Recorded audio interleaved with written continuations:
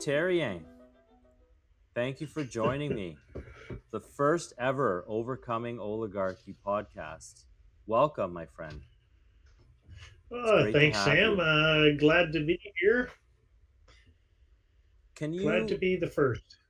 can you give us just a quick sense of your political education and how you came to know all that you know? And how I've forgotten what I used to know. Yeah. Well, okay. Uh, Really quickly, this goes back a long time when I was young. And I think it was in the mid 70s, when there was a lot going on in the oil crisis and everything. And I got out of college, and no matter where I looked, there was just no work. There was no jobs. And I was really upset. So I started thinking there's something going on. I really got to learn more about politics and economics. So I bumped into these people settling a newspaper called the New Federalist, and it was put out by the LaRouche organization. And I read the first issue and I said, holy moly, this is it. I was just so amazed by the way they were trying to explain what was going on in the world. So I ended up joining, and I spent 20 years of my life being a political organizer for the Lyndon LaRouche movement. I went to LaRouche University for 20 years. That's the best way to describe it, because you just meet so many interesting people, and you're reading so much that's going on that you can look at what's happening today, and I you can really get a good understanding for it. So that's sort of my background. And I guess about 20 years ago, we were living in Montreal, and there was a group of young people. You probably know Matt Arrett, a group of people around him. And they wanted to discover more about Canadian history, because we really didn't know anything except, the standard textbooks of Canadian history, which is just written by the British Empire historians. It's all biased in favor of the British, that the British Empire could do no wrong, and the Canadians were just stupid little people who had to be told what to do, and the Americans were the greatest evil in the world. That's most of how these textbooks are written. So we were trying to figure it out, and I wanted to help them. I was an old fart, but I wanted to help these young guys and get involved. So I was going, where the heck do I start? So there was a book that came out, How the Nation Was Won, by a good friend of mine. He's no longer with us, but Graham Lowry. And it was just such a refreshing book to read, to give people an idea of the ideas that really led up to the American Revolution. That it wasn't just a fight for, oh, we don't want to pay taxes, blah, blah, blah. So I thought, I will start right there, right where his book ended off in 1754. That's when I'm going to start looking at Canadian history. But I learned one thing from Graham. I'm sort of paraphrasing what he said. And he said, there's no such thing as Canadian history. He says, no, there's only human history. And you can look at human history from the standpoint of what Canadians contributed to human history, or what they didn't contribute, or, it's looking at human history from the viewpoint of someone living in Canada. And I thought that makes total sense. That you Canada isn't a vacuum. You can't just, look at Canadian history. It doesn't exist. So you have to look at world history, and particularly for us who live in Canada, you have to know what the British were doing at the time, and to a certain extent, the French, but also, and most importantly, what the Americans were doing. Because he said, 1776 was one of the greatest events in all of human history. You can't you can't look at human history without taking that moment into account. So Canadians, our history really begins there. So we have to look at what's happening in Canada, what's happening in Britain, and what's happening at the United States at the same time in order to get an idea of what we would call Canadian history. So that's how I started, and I started at 1754, and uh, our good friend Matt Arrett liked what I was doing, and he said, "Okay, put it together so it's kind of coherent, and we'll publish it as a book." So we published it as volume one of my Unveiling of Canadian History, and since then I wrote a second volume, which is about, and a lot of people don't know this, but during the American Revolution, there were two regiments from Canada, two Canadian regiments who left Canada and went to the United States and fought for the Continental Army, fought for the Americans in the Revolution. So, volume two is kind of follows their path during the American Revolution period. And then uh, I published a volume three on kind of the aftermath, the 10 years after the revolution was over, which really had a big influence on what was happening in Canada in that. So I hope that gives you a rough outline of where I'm coming from. Absolutely. And so you have three books in your Unveiling of Canadian History series, and a fourth one on the way sometime, hopefully soon. Working on Yes, it. it's done. I just have to put it in shape so it can be published as a book. So I'm getting around to it. I'm halfway there. So hopefully, sometime before the end of the year, volume four will come out. I'm hoping.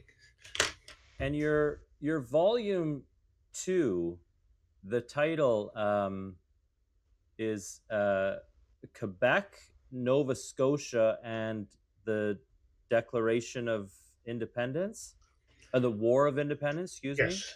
It's a Yes. very intriguing title. Most people would not think there's any connection between Quebec, Nova Scotia, and the American War of Independence. Yes. Well, early during the war, uh, George Washington sent what was called the Northern Army, part of the Continental Army, to Canada to try to capture Canada because their biggest fear was that the British were going to send a massive force to Canada and invade the colonies from the north to split the colonies in half. That was their strategy, which they actually did. So General Washington tried to preempt it. So one one of the forces was actually under Benedict Arnold, who at the time was okay, and another was under Montgomery. And Arnold came up from Vermont into where Quebec City is. And the interesting thing is when the Americans came up, at the time, you have to understand the Quebecois at the time. The 95% of the population couldn't read or write, Right. so they were illiterate.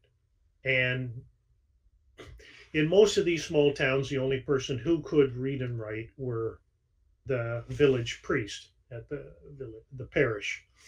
So they didn't get a lot of information what was going on in the world, but they did get enough so that Montreal and Quebec City did a lot of trade with New England, with Boston. So that's what they called Americans, Bostonese. And so when the Americans first came, they figured all these guys were from Boston. And they had this ragtag little army, and the average peasant would take them in and feed them and clothe them and, take care of them and get them on their way in any way they could help them. They would.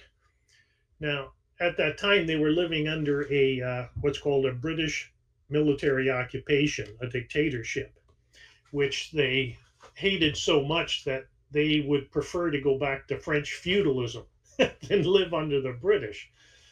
But there was a question of whether Canada would become the 14th colony, part of the United States. They were invited to come to the Continental Congress to participate. And there was, they had travelers running up and down the St. Lawrence to all these little towns, talking to everybody, giving out flyers, inviting them. And there was a number of meetings in Montreal and in Quebec City, the two main uh, towns at that time. And while they did support the Americans, they never sent any representatives. So otherwise, Canada would have become part of the United States. And there's been a lot of questions as why didn't they join? And you have to understand the Quebecois at the time, they weren't educated, they weren't, they couldn't read or write, so they just had their common sense and a certain sense of morality they got from the church. And my hypothesis is that the Quebecers supported the Americans 100% because they wanted the Americans to defeat the British and free them from the British. But they were not necessarily in favor of joining the United States because they felt if we join the United States, boom, we're going to become Americans. We're going to lose our language, our culture, our religion, whatever. So there was a certain apprehension about that. And I think their view is they wanted Quebec to become an independent nation, allied with the Americans, agreeing with the Americans, and no longer part of the British Empire. But there really wasn't a consensus for Quebec to join the United States. And that's sort of, and also Washington was also very hesitant about them joining because the the key support for the Americans at that time was France, supplying them even with basic things like guns and uniforms. And Washington was afraid that eventually there would become a conflict between the United States, the colonies, and France over what to do with Quebec. And he knew that the United States couldn't lose that ally in France. So he was very apprehensive about having Quebec join the United States, although he was very much in favor of them becoming free of the British Empire, as the colonies in America were too. So there's kind of that aspect to it. And then you also have the complication of the British, who wanted to keep Canada at all costs because that was their base for operations against the United States, which is even going on today. Because if you look at what Prime Minister Carney is doing, everything seems to be not so much for, like his so-called recognizing Palestine. He doesn't give a shit about Palestine, but he's doing it to be in opposition to the United States. Because, I mean, he was the head of the Bank of England and was in quite a few very important British intelligence circles. So you really could look at him as another British agent running Canada for the British Empire. So even to today, you have that same modus operandi. The British wishing to use Canada as one of their key attacks against the United States. So that's what Washington was dealing with, because at that time the main attack against the colonies was the what was called the Canadian Indian Department, the British Indian Department, run out of Canada, where the British, I call it the British Indian Manipulation Department, because their whole strategy would be to use the different Indian nations. I mean, I use the word nation, we're supposed to say indigenous now, but at that time, they were referred to as Indians. So I'm going to continue. So the British plan was to use the Indians as a basis of attacking the United States and causing friction there. And that's still going on today, but that's the key thing that Washington had to face, in terms of what was coming out of Canada, was the so-called Indian problem, but it was really the British Indian manipulation problem, if that's how I call it, I think.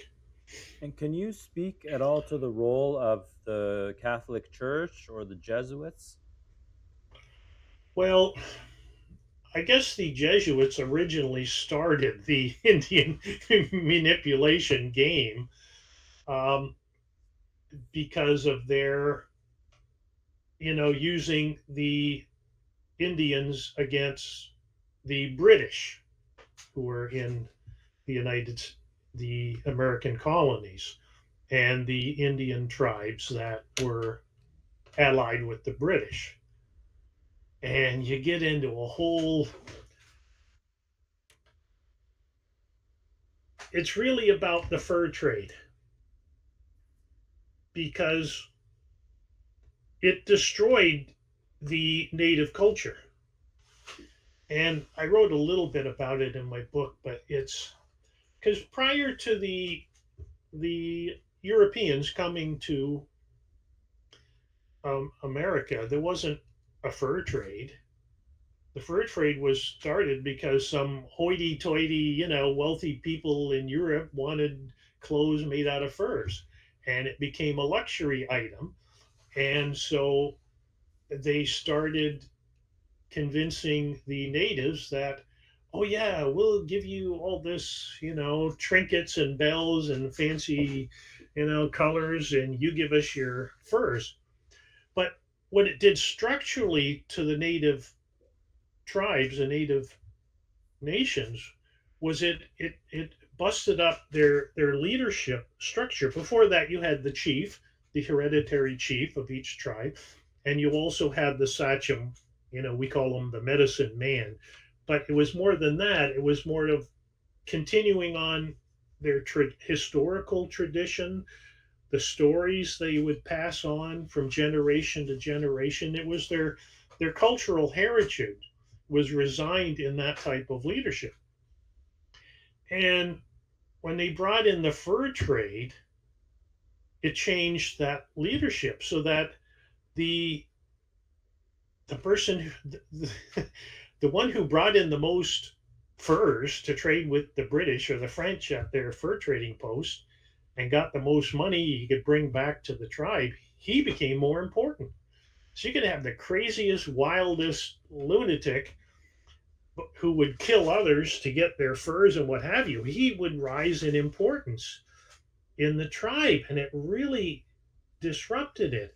And that's what initially, the British realized, and they took over the Jesuit networks when the British took over Canada from the French.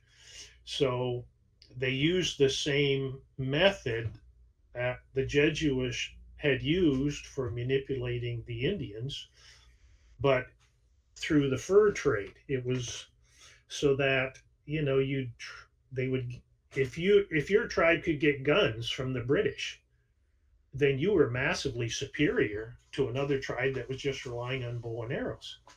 And also the tribe would lose their domestic industry. They, after a while, they didn't know how to make bows and arrows anymore. They didn't know how to do this. They didn't know how to everything. They were totally dependent on trade with the British for weapons, for household instruments, kettles, knives, clothes, even.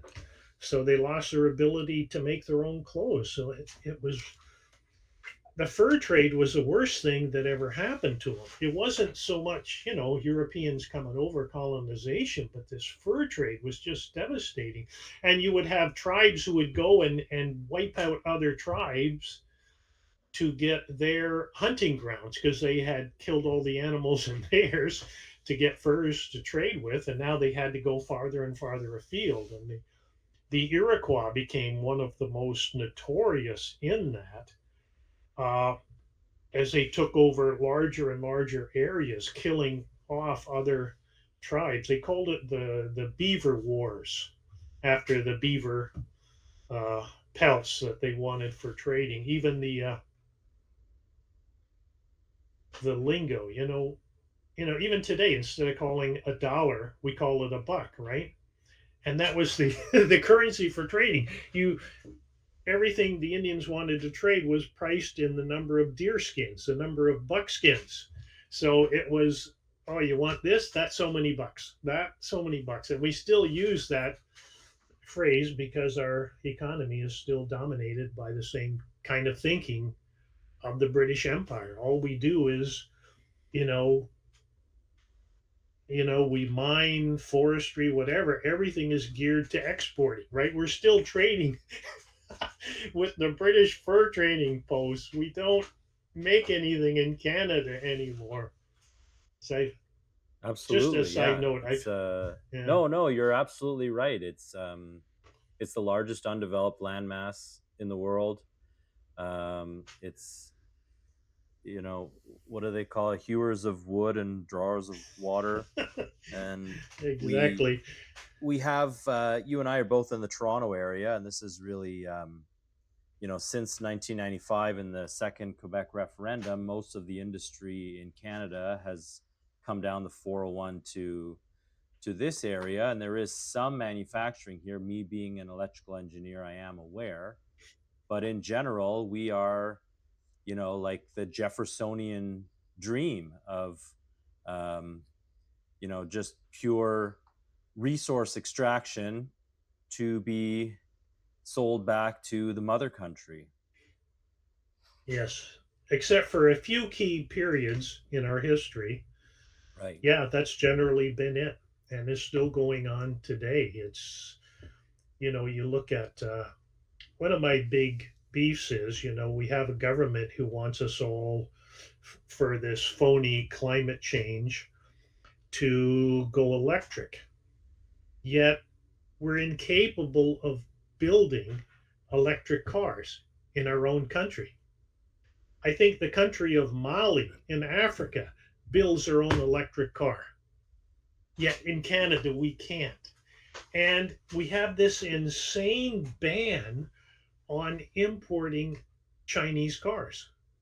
Yeah. And I was doing research on that. And in China, most of the cars there are electric simply because they want to get away from their dependence on, gasoline, oil imports. They have over 100 companies that produce electric cars. And you could buy a nice little car, for a working man for $10,000, $12,000. Absolutely If right. we would allow, if we would allow Chinese companies to come in, set up a factory here where they could build inexpensive electric cars for $10,000, I guarantee you every working man in the entire country would buy one. Day one, $10,000. Come on. So there's this whole insane thing about, going electric, but we really don't want to go electric.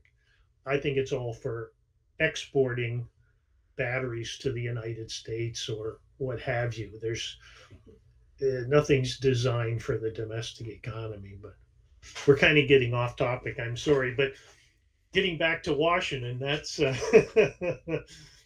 he No, was no, that's fine because I mean it's the whole theme is, overcoming oligarchy, and you need to recognize the signs in your society. And I completely agree with you. There's a local nuclear power company called Terrestrial Energy, which just opened a U.S. Office, and they are going public soon, I believe, on the Nasdaq, because Trump is trying to stimulate this massive nuclear renaissance in the U.S. This was a company that they were all Canadian engineers. It was the technology. I met with them probably over 10, no, a bit less than 10 years ago, well, at a conference once. These are all local people, and no support here in Canada. They are going, hopefully, to sell their first reactors to the United States.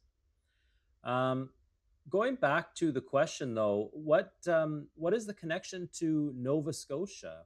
We talked a lot about Quebec. um, in Nova Scotia.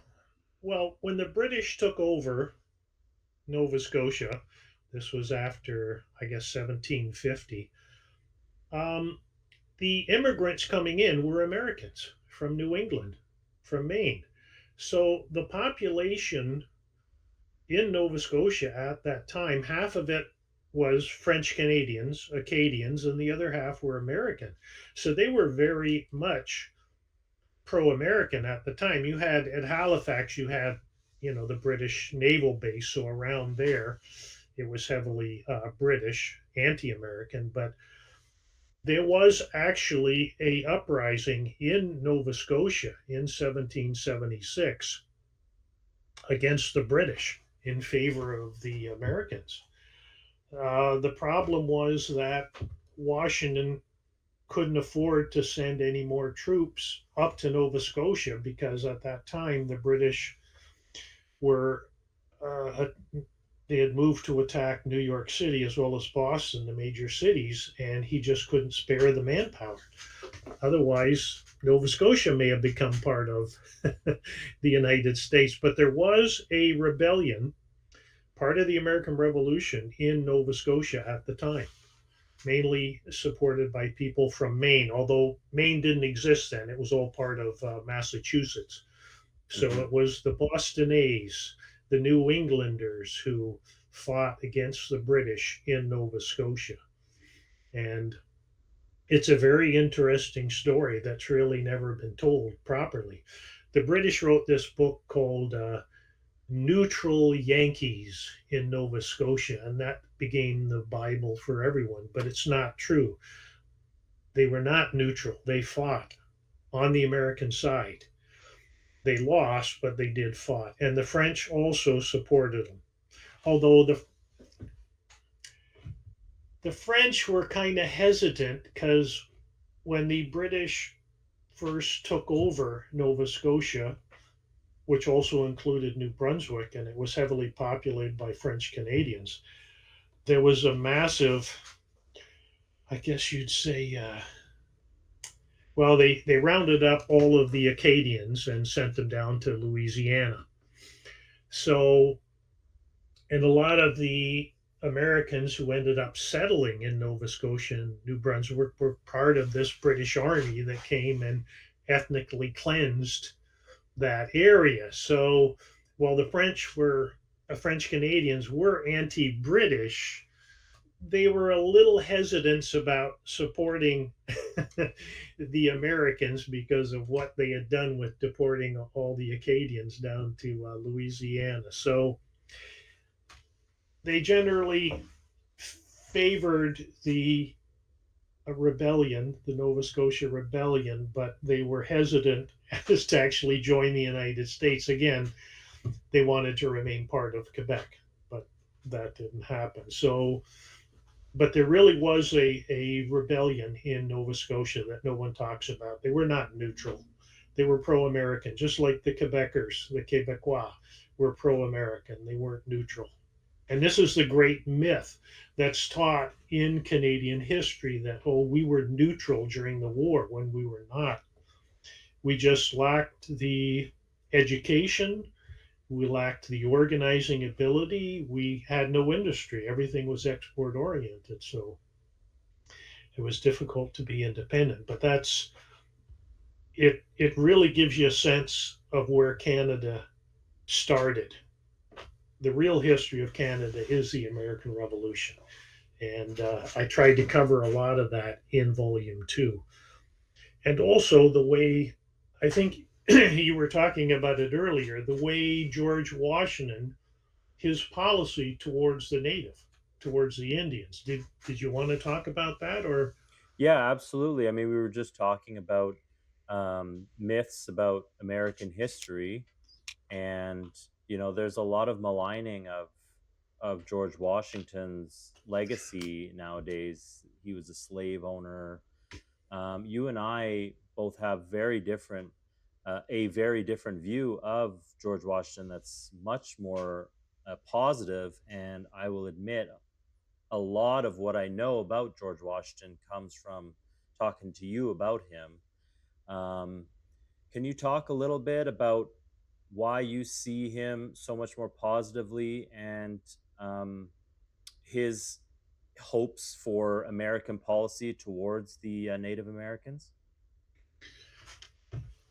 Okay, it's, well, you also have to compare Washington's policy toward the natives in terms of the British. And the easiest way to look at that is to actually read the documents, the treaties. From day one, all of the treaties, the agreements between the American colonies and the natives were written down in a document. Now, people can read that document and say, that wasn't quite fair for the natives, which, okay, that's a legitimate grievance. No problem there. But it's written down. You can read it, you can discuss it. Now, the British, there's no written documents. They would come into a tribe and say, okay, we'll give you this and you give us that. Okay, blah, blah, blah. And, they'd give them some bright colored ribbon and some beads and what have you. And that was it. There's no documentation. So who knows what that agreement was? Who knows who signed it? But with the Americans, it's there. You can go back and read these treaties from day one. And you you can see what Washington would put into these treaties. Like he'd make a treaty with this Indian tribe, and in there it would be saying that that area, once you define the boundary of that land of that native, that their laws apply. And if Americans go in that area and break Indian custom, then they're subject to Indian punishment. So he recognized Indian sovereignty over their territory, which the British didn't. And if you went in there and committed a crime, hey, sorry, buddy, you have to answer to that tribe. And it also established, well, the same thing. Americans have sovereignty over the territory that we both agree to recognize as American. And so there was that aspect. Also, like we had said earlier, the British were using the native tribes to attack the American settlers on American territory. And even after the American Revolution, and they signed a treaty between the British Empire and the new nation of the United States, and they recognized the boundaries. The British still had military posts and trading posts, which were now on American territory, and they kept them. they didn't turn them over Right. to the Americans. So this was, Washington, you just finished the war. The colonies were bankrupt. You were trying to hold this thing together. You were trying to get a constitution ratified. So when he became president, one, he didn't necessarily want to get into another war with Britain right away. He wanted to recover from the last one. So, but nonetheless, the British were using these military posts to attack their settlers. And so he had to deal with the Indian nations in setting up peace treaties with them. Now, Washington's outlook, his personal outlook towards the Indians was that their way of life was finished. You couldn't, go hunting, and they killed a lot of the animals, for the fur trade. He realized that they couldn't go back to that way of life. They wouldn't survive. They're all going to starve to death, or have wars with each other. And he recognized that they needed to become farmers. And so, as part of the treaties with the natives, he would include things like supplying them with a blacksmith and a forge, and teach them how to do that. He would supply them with what's called husbandry implements, right? Farming implements. And he would be willing to send instructors there to teach them how to do the modern form of agriculture. Because prior to that, the natives would settle in an area and farm it until it really wasn't much good, and then they would just move on to another one, which is fine if Right. there's lots of areas. But you can't continue doing that any longer. So he wished to introduce and also domesticated animals, how to raise cows, how to raise sheep, how to raise pigs, what chickens. So now some people call this assimilation. I guess you could use that word, but really Washington's outlook was to provide the natives with all of the modern technology so they could actually catch up to the Americans, which is an anti imperialist outlook. Whereas the British wished to keep them backwards, to keep them in the fur trade and totally dependent on trade with the British as a way they could manipulate them. So there's really that aspect of Washington's policy that, well, even Jefferson adopted it until the Louisiana Purchase. Then he changed it a little. He uh, he didn't have the same outlook as Washington and the other founding fathers. And Graham Lowry points that out in his book, How the Nation Was Won. And he used to ask the question. He'd say, "What was the name of the army, the American army in the American Revolution?" It was called the Continental Army. Continental Army. Yeah. Well, you got these 13 tiny little colonies hugging the Atlantic coast, and you're calling it a Continental Army? What are you, crazy? But that was their outlook, that this republic would spread all the way across to the Pacific. And Washington had that outlook, and Jefferson did have that outlook initially. Hamilton did. They were sponsoring a number of different companies to try to explore the western part of the continent. Jefferson actually succeeded in getting Congress to sponsor the Lewis and Clark expedition, which made it to the West Coast. But with the Louisiana Purchase, Jefferson changed, and he had this crazy idea that all of the natives that were on the east side of the Mississippi were all going to pick up their goods and move to the west side of the Mississippi. And all the settlers, the Spanish settlers, French settlers, American settlers that were living on the west side of the Mississippi would just pick up lock, stock, and barrel and move on the east side. And so he thought he could solve the Indian problem by using the Mississippi. The Indians are on that side of it, and we're on this side, and that's it, which never worked out. But that It's was got his some idea. echoes with politics today as well, without going into too much detail. Let's Yes, just yes, pick them up and move them over here. Yeah, I always yeah. I always It's think about of real estate. the principle of oligarchy is to keep you few in number and as uneducated as possible.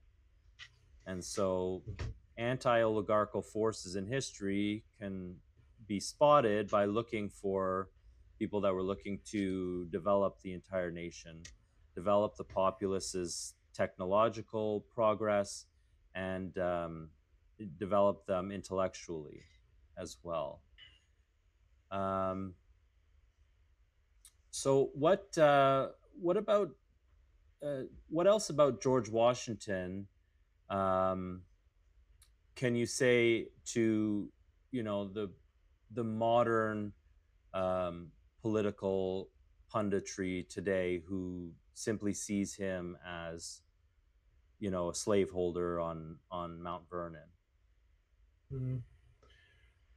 Well, the first thing, you do have to address the slave issue. He was a slave owner. He was in Virginia at the time, who was pretty well everyone, including Presidents Jefferson, Madison, Monroe. They were all slaveholders too. Uh, even there's even stories about when Washington was president, and he couldn't have slaves living in the White House, but he could have them temporary. So he would rotate his slaves in and out every 6 months. A new batch would come in, and that way.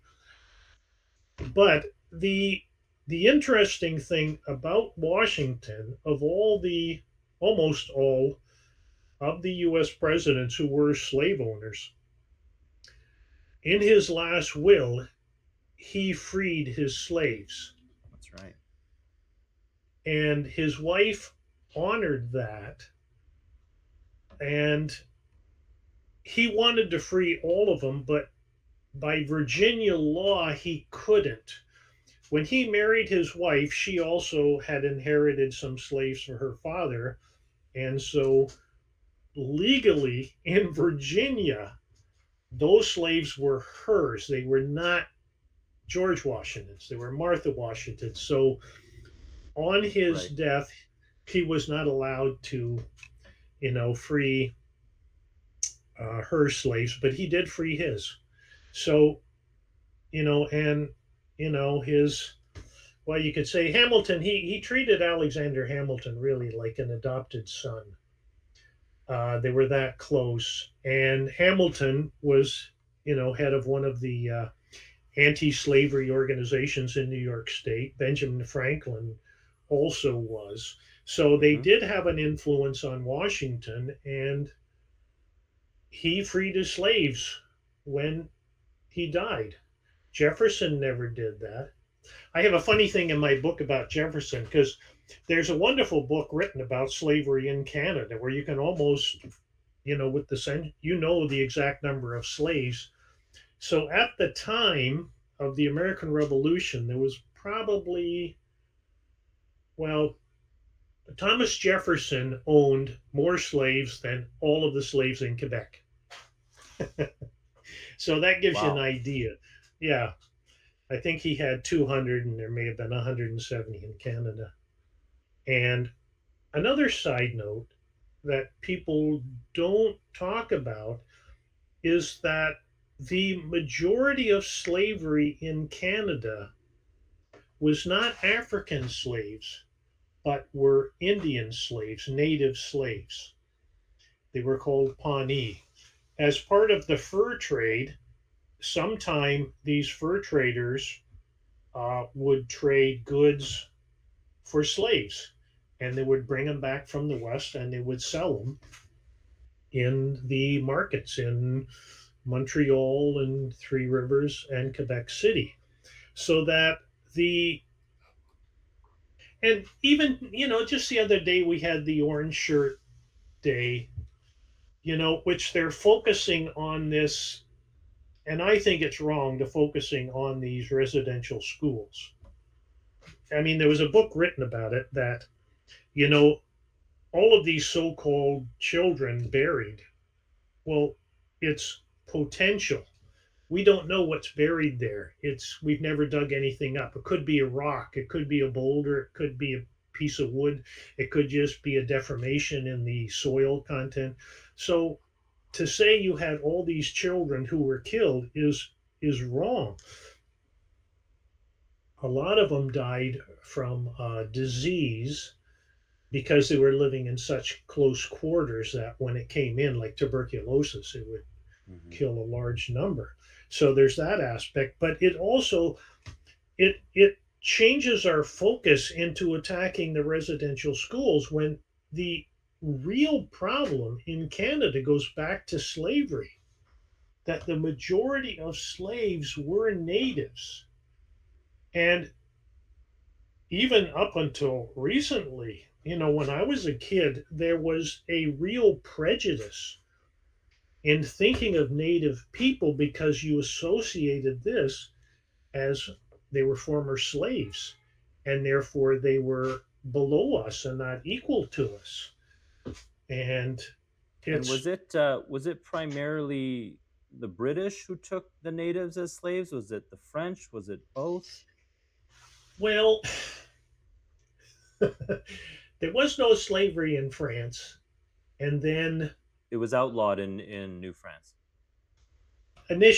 initially, and then as the Spanish and Portuguese and English got into the slave and the Dutch got into it, the French followed suit. And slavery per se, they weren't really concerned about Canada.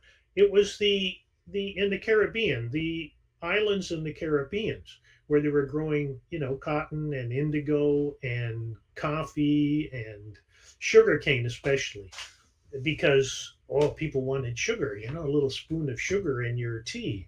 So the real market for slavery were in the plantations in the Caribbean islands. So it's a fact that a slave ship, that was nothing but slaves, never came to Quebec ever. So that initially, this crazy guy, Louis the 14th, the Sun King, Hmm. who there's stories he also became a Jesuit.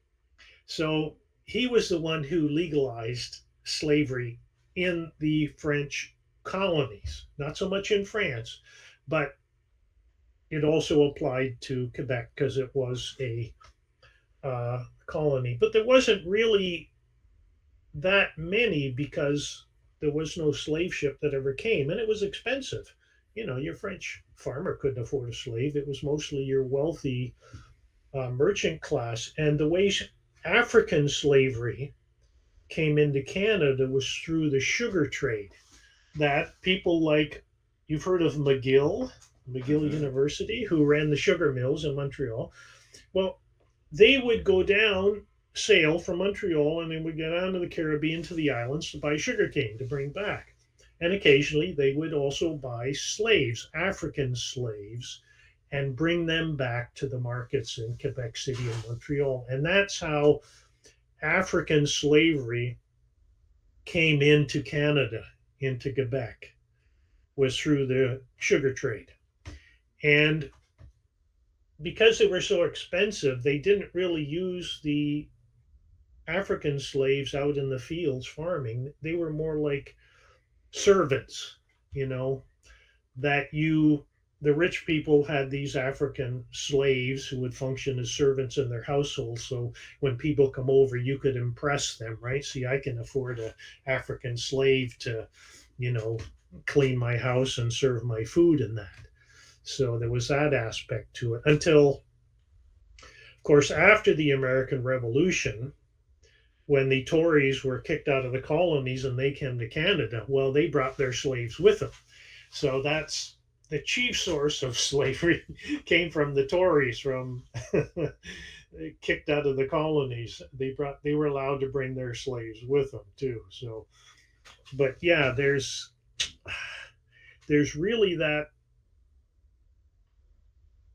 prejudice that goes back to the days where natives were the majority of slaves in Canada were indigenous people, and that I think I can't remember, late 1700s is when Louis the 14th, they call it, what is it, Le Code Noir, where they allowed slavery to be legal in Canada. So initially there wasn't, and then there was, natives became slaves, and with the sugar trade, then we got African slaves here too. And it wasn't a lot, but it was here. I read a chapter on in volume 3 on how we got rid of slavery in Canada, which is not what they tell us, but it's interesting nonetheless.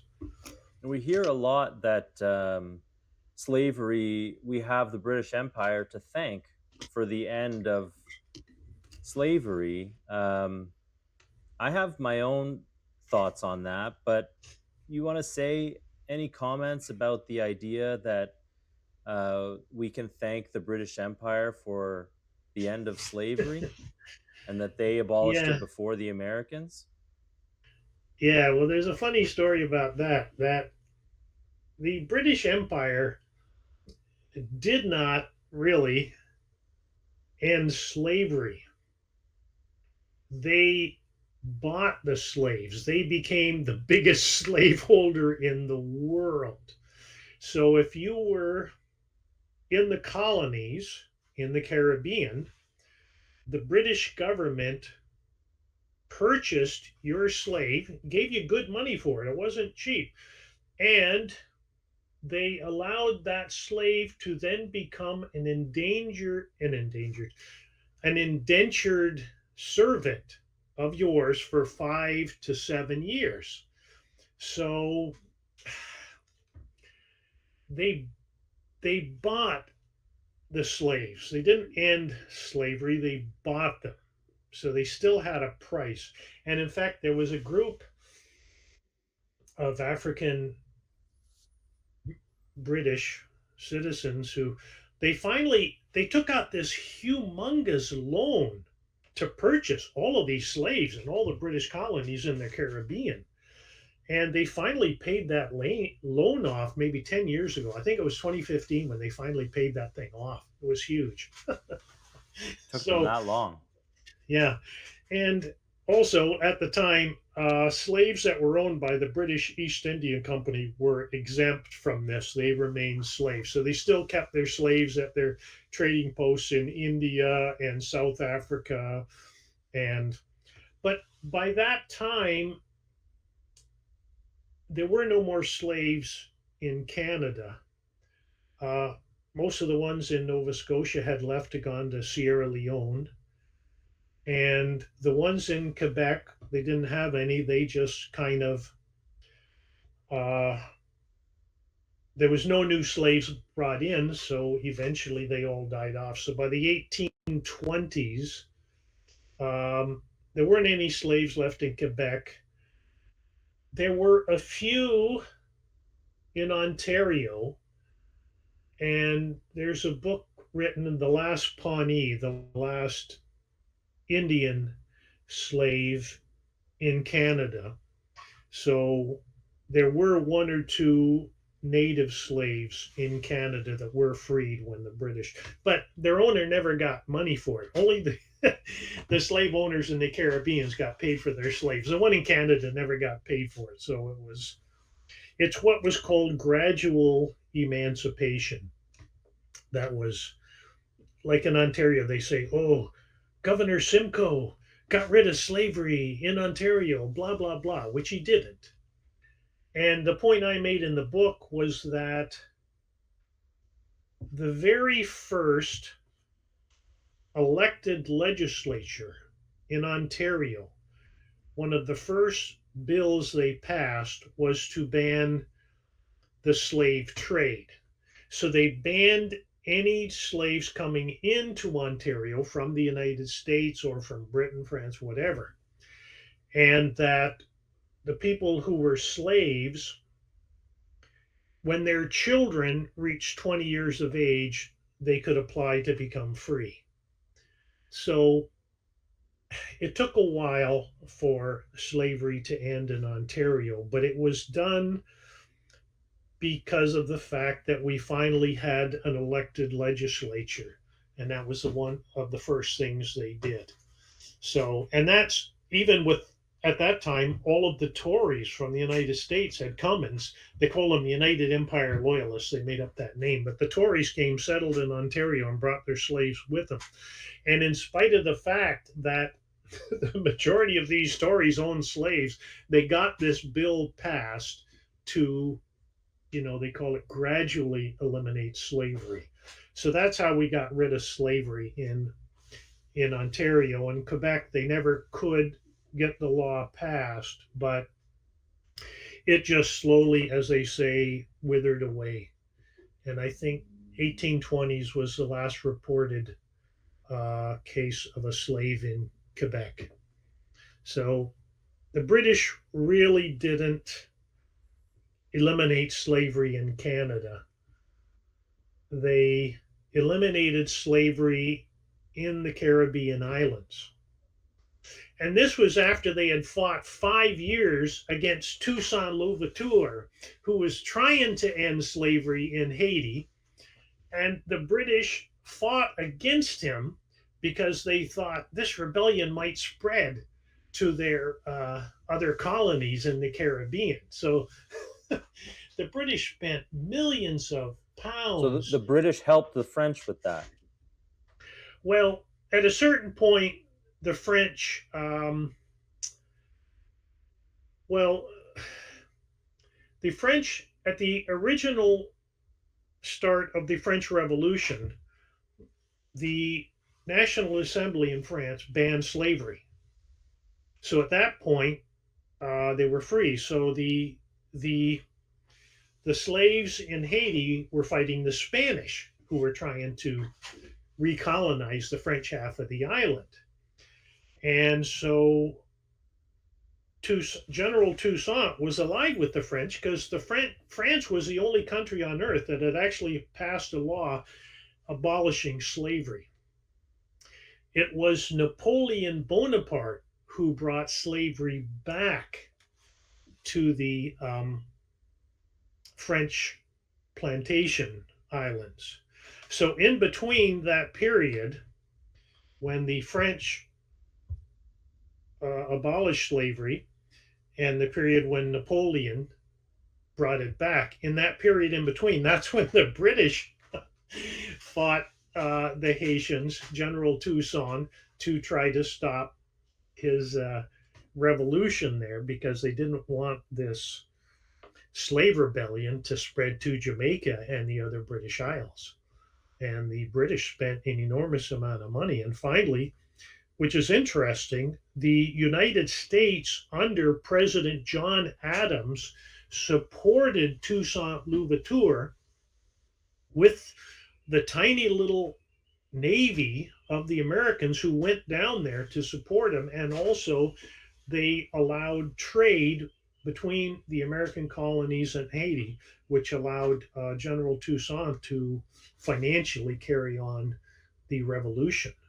So it's a really interesting story. But yeah, the British flip sides when it's 1833, 1834, when they passed the law where they were going to buy all the slaves on their colonies, is also when they launched a new operation in the United States to try to split the United States. And on the one hand, they created the abolitionists in the northern states under Garrison, who hated the Constitution and wanted the North to separate.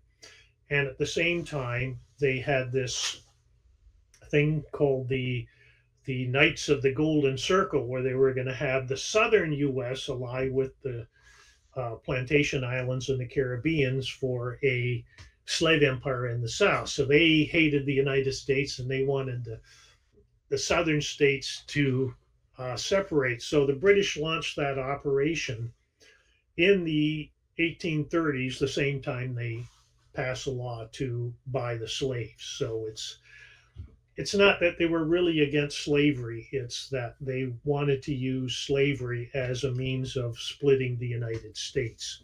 They did it for political reasons. So it's a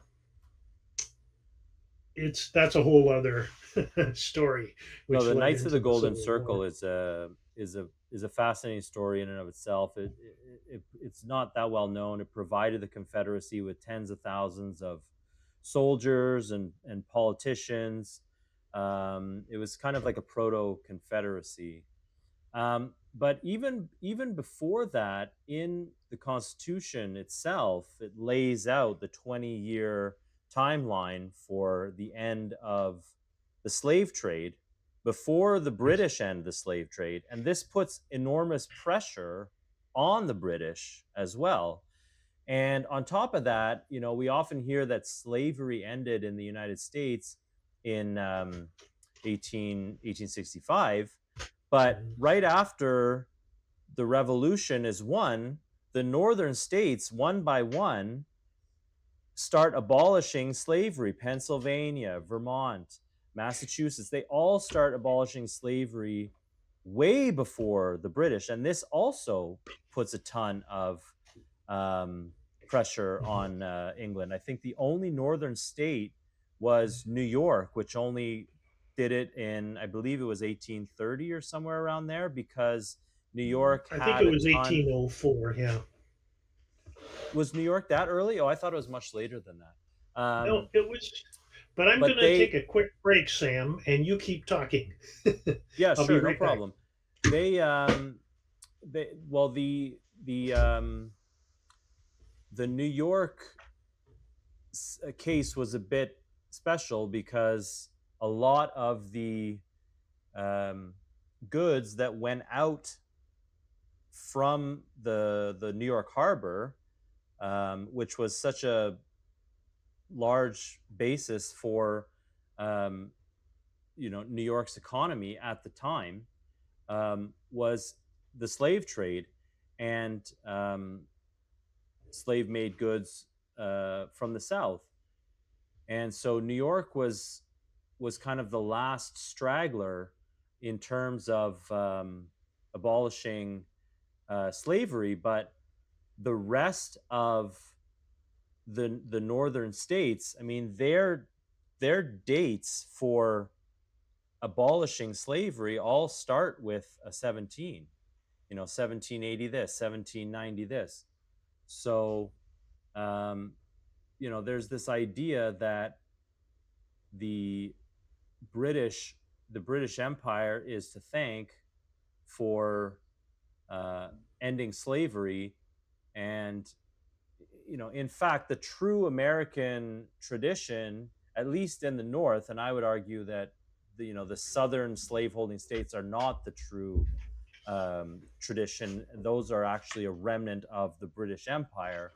The true American tradition was one of free labor, free soil, and technological advancement and higher and higher wages for labor, the exact opposite of slavery.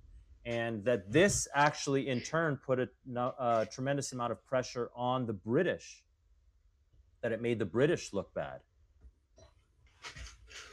Yes, that's a good point because there was a book that came out in the 1850s, How to End the Slave Trade, written by a man named Henry C. Carey, and he said the way to end slavery is to raise the value of man. so that if you raise the value of man, it would become uneconomical to maintain slavery, which is interesting because in a certain way, it's the same outlook as Washington.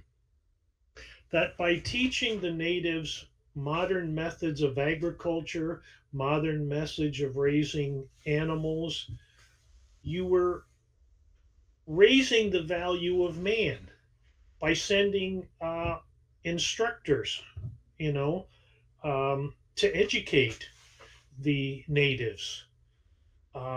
You were raising the value of man, which is the way you eliminate slavery.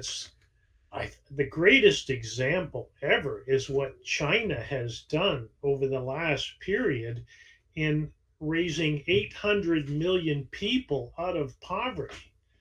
Unbelievable. And I was reading an article about that, how they did it economically. And this professor in China said, well, you have to increase consumption. You have to create a domestic market. So, to raise people out of poverty, you have to get them to consume more. And I don't mean, luxury goods, but they have to consume a better diet, more expensive diet. They have to consume more medical care. You have to have more hospitals, more doctors. They have to consume more transportation. So you have to build railroads. They have to consume more electricity. So you got to build power plants there. He says you have to increase domestic consumption. And I thought that was the one of the best things I'd ever read for simply describing, I think what you've been talking about in terms of economics. I know you did a wonderful presentation on the difference between revenue tariffs and protective tariffs, because it really gets to these point. A revenue tariff, which we have in Canada, is just to make money for the government so they can divvy up the loot and see which part of us they're going to bribe off. Whereas a protective tariff is designed for this purpose of increasing internal consumption so that people can consume more. We have to consume more education, right? Yeah, So we got to build more and produce schools. more as well. That it Yeah. protects your own domestic industries, and some of the fears that I talked about in that presentation, came true. Seeing, for example, Trump putting a tariff on coffee, it's just ludicrous. The U.S. doesn't make any coffee. And neither does Canada. We buy Why are you ours from the tariffing United coffee? States.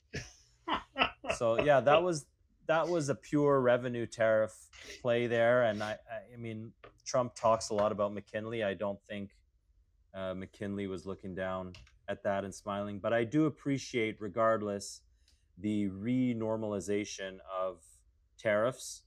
And I think that a lot of the predictions of doom from the free traders about inflation and all that have really not come to pass at all. Just like they never did in history. I mean, the Smoot-Hawley tariff is sometimes used by some anti-tariff people because it took place amidst the Great Depression, and no, it did not fix the underlying issues of the Great Depression. But like when Lincoln was bringing in higher and higher tariffs, the British were completely freaked out.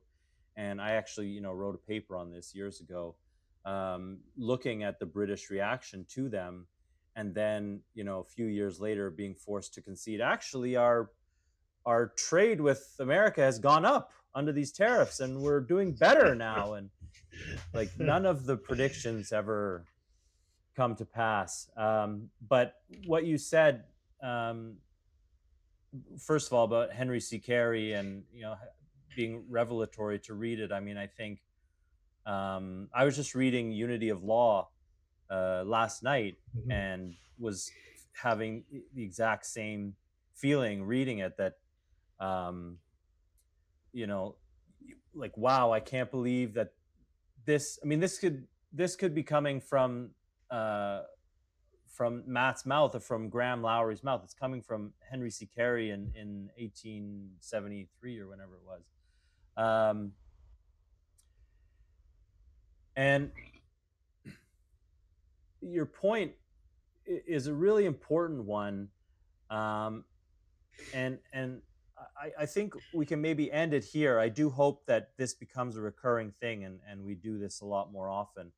But what would you say to people today in terms of this messaging and the challenges that we face not only in the West but globally? And there's a lot of people who, even Bernie Sanders and AOC, they go on this against oligarchy tour. So it's kind of like a hot buzzword right now. But how do you actually combat oligarchy? What does oligarchy want? And so what should the enemies of oligarchy want from society and for the planet? Well, I think the oligarchy's main goal is control. That they set up the structure at top, which controls everything. And it's like, if we look at Donald Trump today, and some people love him, some people hate him, I think he's one of the greatest opportunities we have in Canada. We should thank him for all of these tariffs. For even when you mention coffee, he puts a tariff on coffee beans coming from Brazil in the United States. Now, our problem in Canada is we import coffee from the United States. So when Trump puts a tariff on Brazil, he's also putting a tariff on the coffee that comes to Canada. And you've probably noticed in the last year, coffee has doubled in price.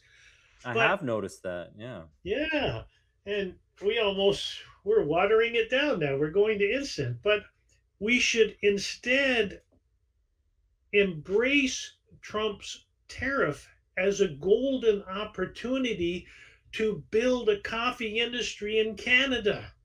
Why don't we buy coffee directly from Brazil? Does it have to go through the United States? All of this stuff, those tariffs are a golden opportunity for us to reinvest in Canada in terms of producing industry. Now, for that, the problem is you need people who can think. What we have today generally is people, we have, it's like they did with COVID. They said, listen to the science. Well, what the hell is the science?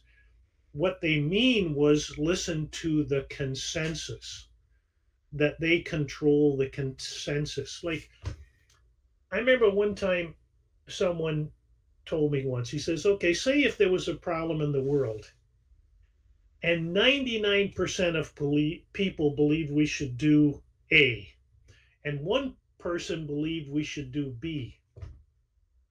What if B was right? The way we have oligarchy today is to enable the rule of the consensus, which is really ruling of, I call it the Greek god mediocrities. We have the rule of mediocre consensus, so that you need a system in which that one person who was against the other 99, but he was right. And there needs to be a way for him, for his policy, to become the working policy of your nation. How do you get a system that will allow for that to happen?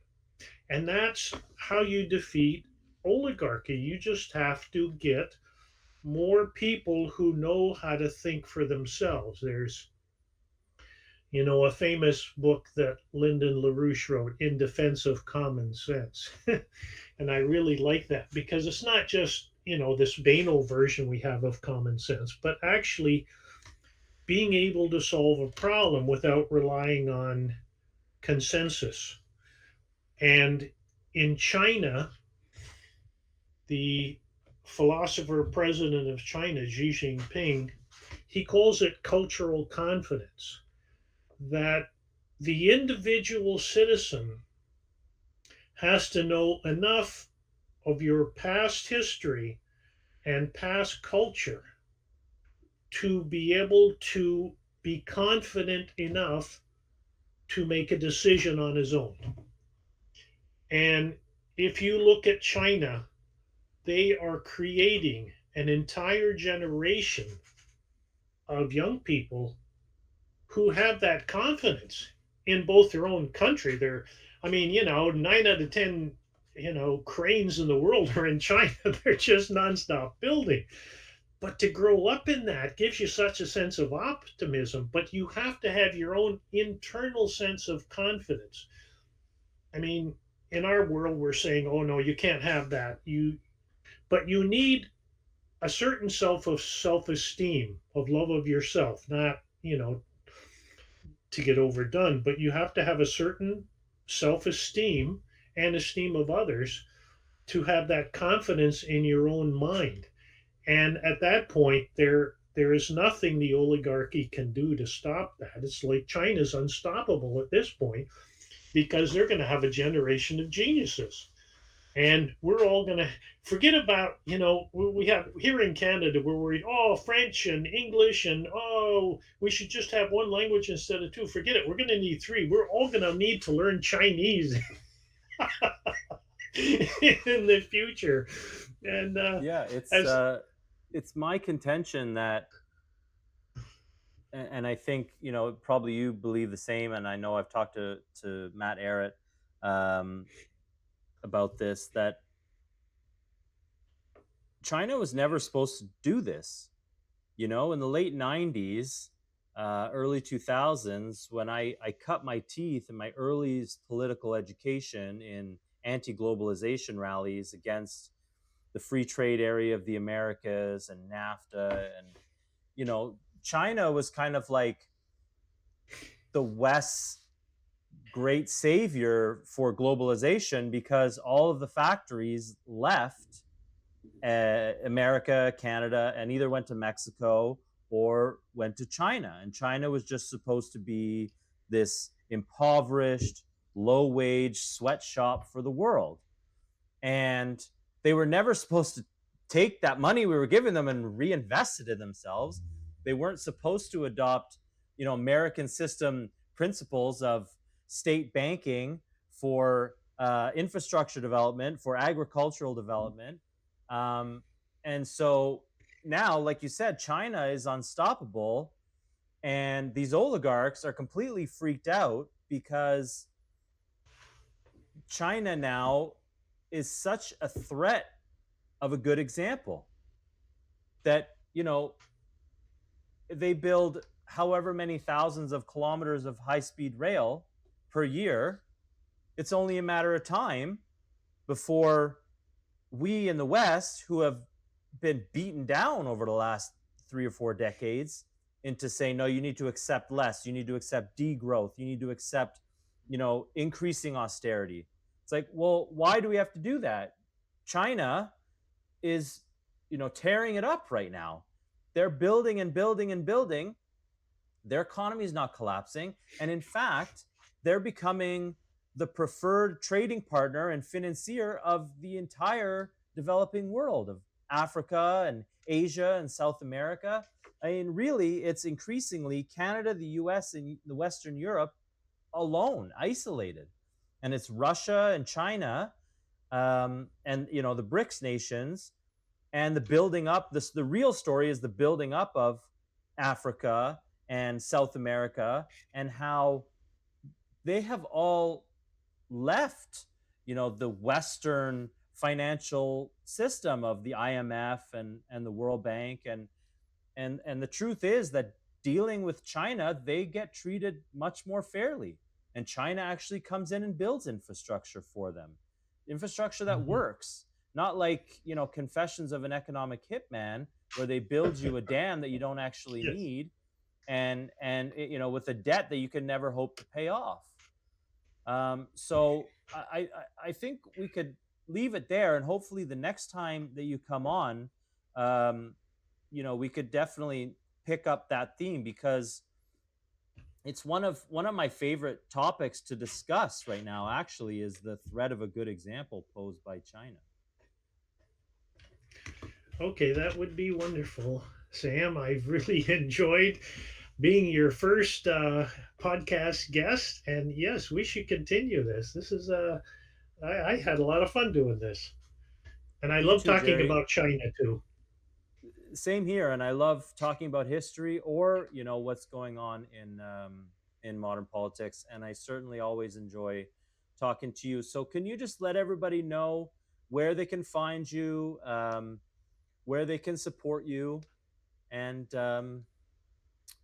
buy your books? Yes, you can buy my books, and um, the main way to reach me, I have a Substack.